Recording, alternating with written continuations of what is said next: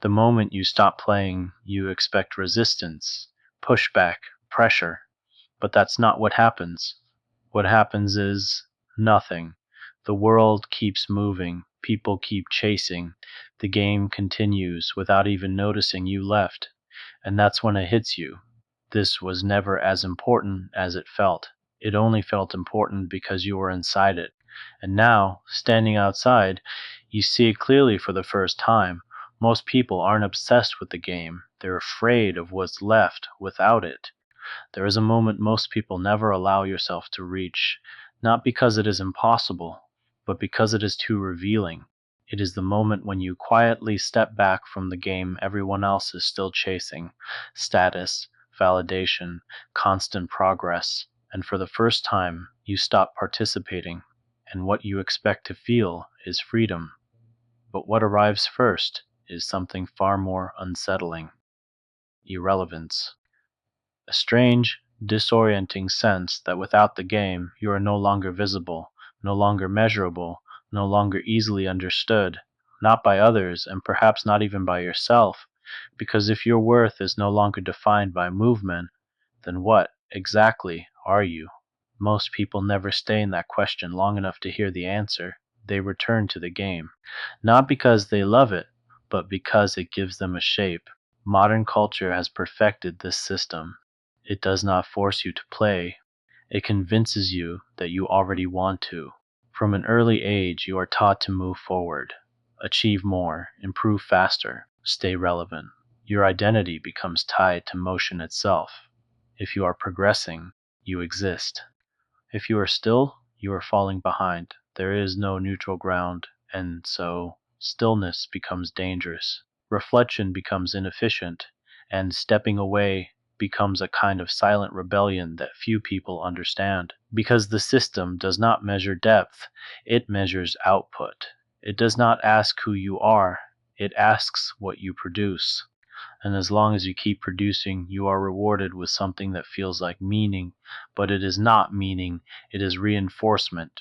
Carl Jung once wrote, "People will do anything, no matter how absurd, to avoid facing their own souls." The game is one of the most sophisticated ways we avoid that confrontation, because as long as you are busy chasing, you do not have to ask why you are chasing. As long as you are moving, you do not have to question the direction. But when you stop, truly stop, the distractions fall away, and what remains is not clarity, it is exposure. Let's move carefully through what begins to happen in this state, not externally, but internally. Because the real shift is not what you leave behind, but what begins to surface when there is nothing left to hide behind. First shift: you lose the illusion of urgency. At first, stopping feels wrong, almost irresponsible. There is a subtle anxiety that creeps in, as if something important is being neglected. You check your phone more often. You feel the pull to re-engage, to respond, to prove that you are still part of the movement. But if you resist that pull, if you remain still long enough, you begin to notice something unexpected. The urgency was never real, it was constructed.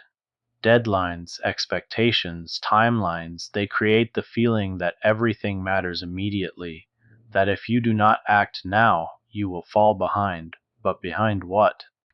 Friedrich Nietzsche hinted at this when he said, "And those who were seen dancing were thought to be insane by those who could not hear the music." In the same way, those who step out of the game begin to see that much of the urgency others feel is based on agreements they have never consciously questioned. And once you see that, something loosens. You begin to move differently, not slower necessarily, but more deliberately. Imagine a man sitting on a rooftop at night. Below him, the city is alive, cars moving, lights flickering, people rushing from one place to another.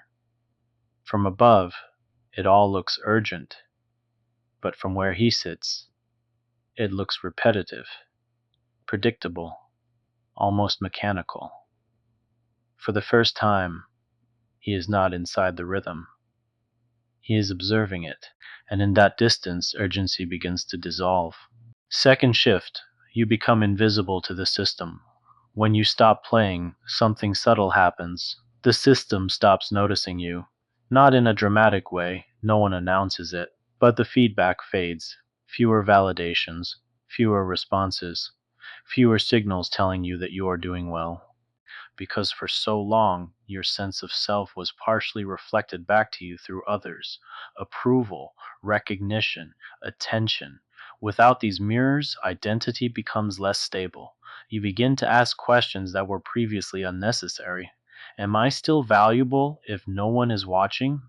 Do I exist in the same way without recognition? This is where many people return to the game, because invisibility feels like erasure.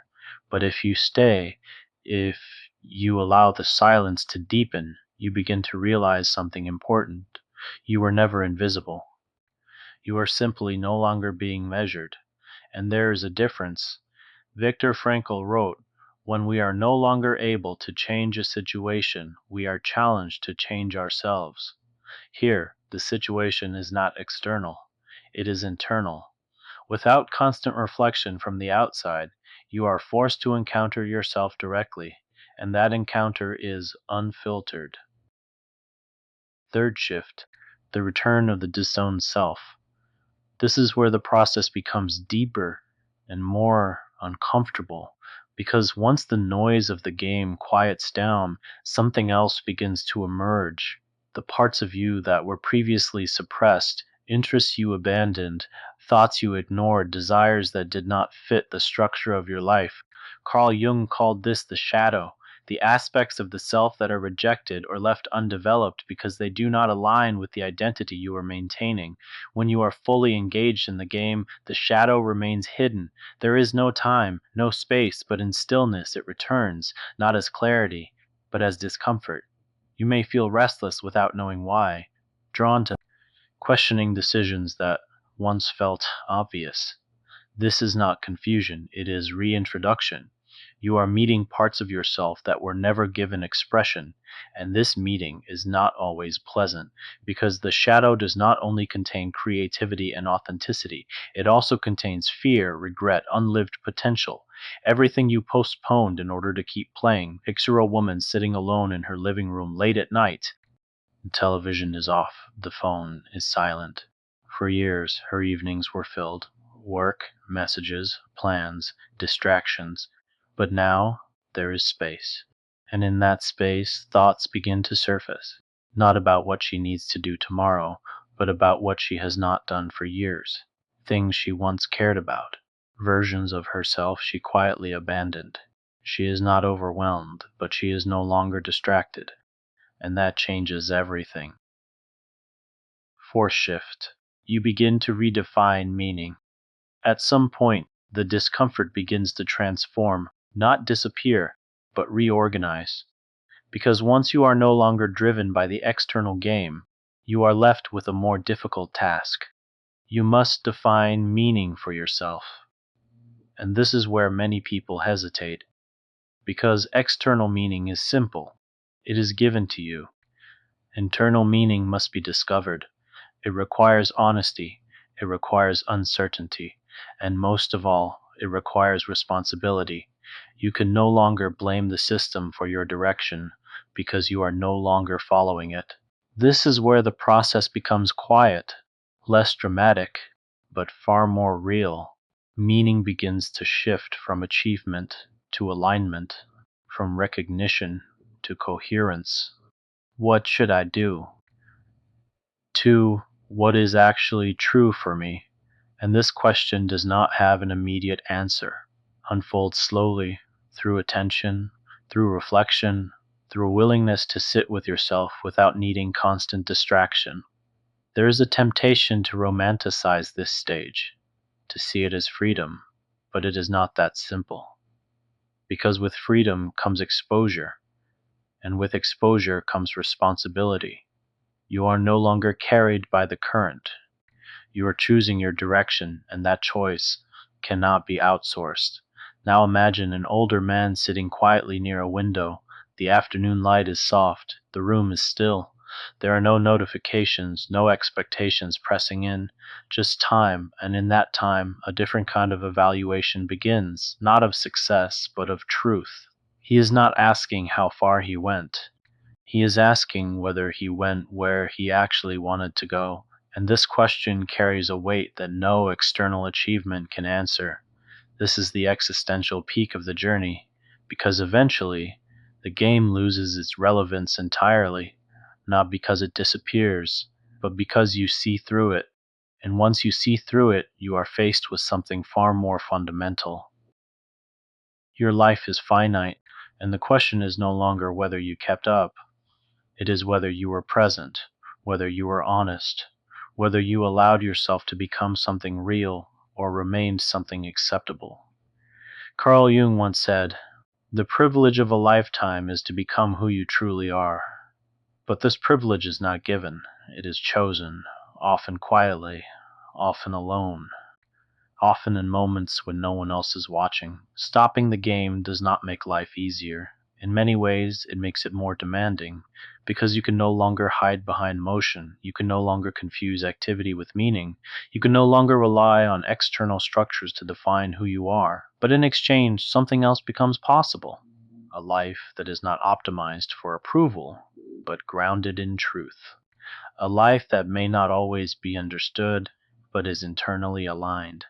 And perhaps this is what you begin to see most clearly, that the game was never the problem was to believing that it was the only way to live. Now, live long, live happy, and live free.